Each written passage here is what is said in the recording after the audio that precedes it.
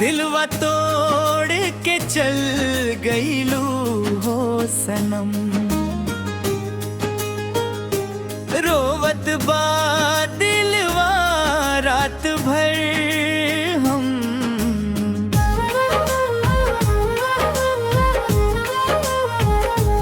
तोहरा बिना लागे पर सोना जहां, कैसे काटे अभी जीने की जान। दिलवा तोड़ के चल गईलू हो सनम। छोड़ गईलू याद के जखम। हम तो चाहनी सच दिल से तोहरा, तो बन गईलू बेवफा हम मार हमरा।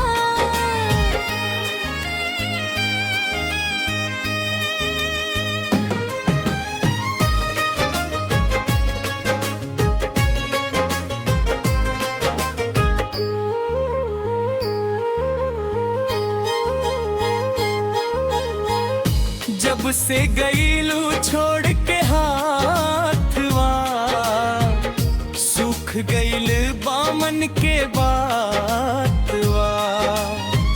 रोजे रोवेला अखिया मोर, याद आवेला तोहार ओठोर।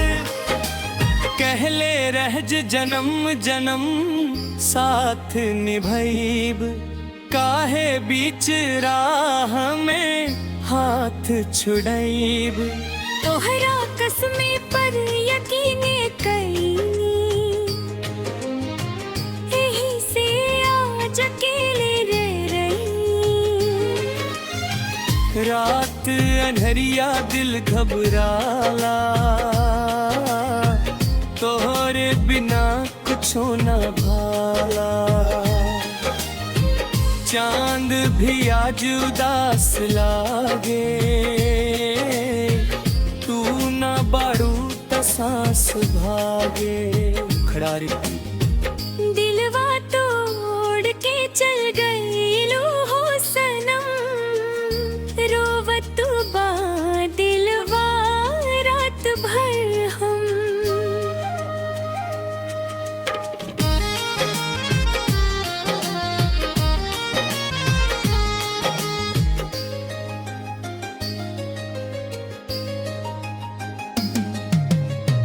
काहे मोहब्बत के खेल खेलवलो, अपना मतलब खातिर दिल जलवलो।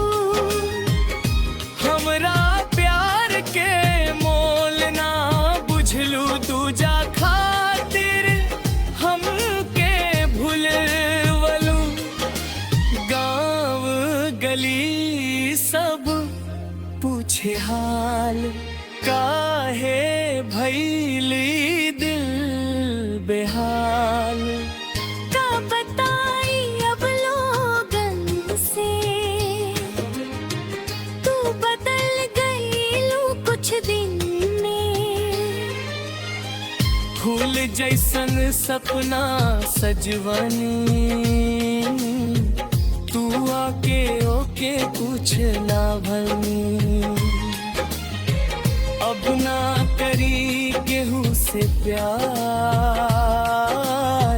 प्यार बनल बा दिल के भार। दिलवा तोड़ के चल गईलू हो सनम। छोड़ गईलू याद के जख्म।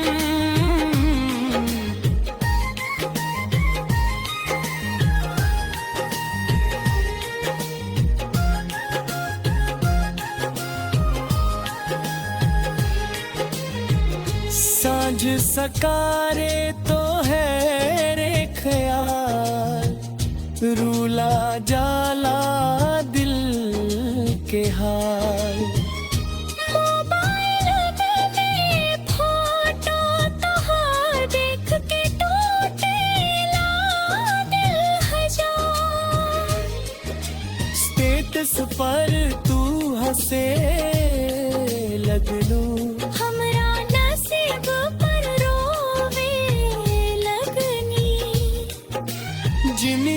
हर ना भूली एह प्यार तू दे गई लू गम अपार कसम से चाहनी रानी तो के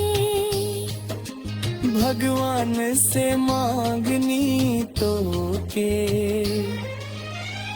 बाकिर किस्मत खेल कैले